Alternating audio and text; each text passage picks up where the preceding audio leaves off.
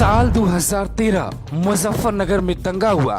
तत्कालीन मुख्यमंत्री पीड़ितों को छोड़ सैफई में माधुरी का डांस देख रहे थे। सरकार सैफई में थी, दंगा पीड़ित सर्द रातों में तड़प रहे थे। और कल जब किसानों के साथ इतनी बड़ी घटना हुई तो योगी कहाँ थे? वो क्या कर रहे थे?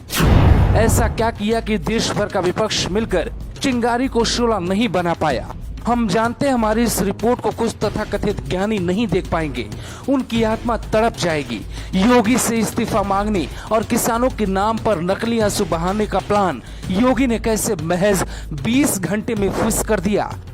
सवाल उठता है कि घटना के बाद योगी कहां थे? क्या रात भर योगी नहीं सोए?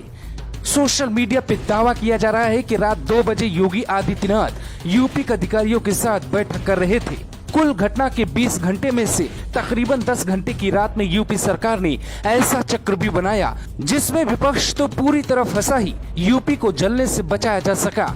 अब आपको बताते हैं रात भर योगी ने कैसे अभेद रणनीति बनाई। 3 अक्टूबर को करीब 3 बजे की घटना है।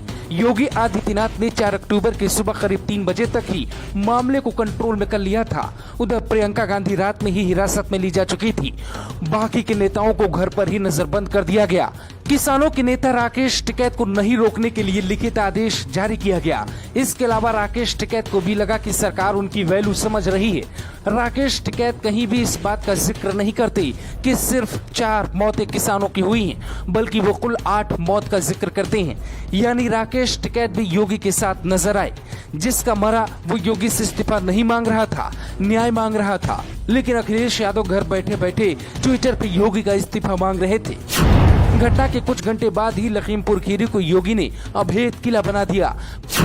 कुछ घंटों में ही 3 कंपनी पैरामिलिट्री फोर्स की तैनात कर दी गई। आसपास के जिलों में हजारों पुलिसकर्मी खड़े कर दिए गए। योगी खुद देर रात तक एक पुलिस अधिकारी से बात करते रहे। योगी आदित्यनाथ लखनऊ में ही देर रात तक अधिकारियों के साथ बैठक करते रहे। सुबह होते होते विपक्ष की घेराबंदी हो चुकी थी।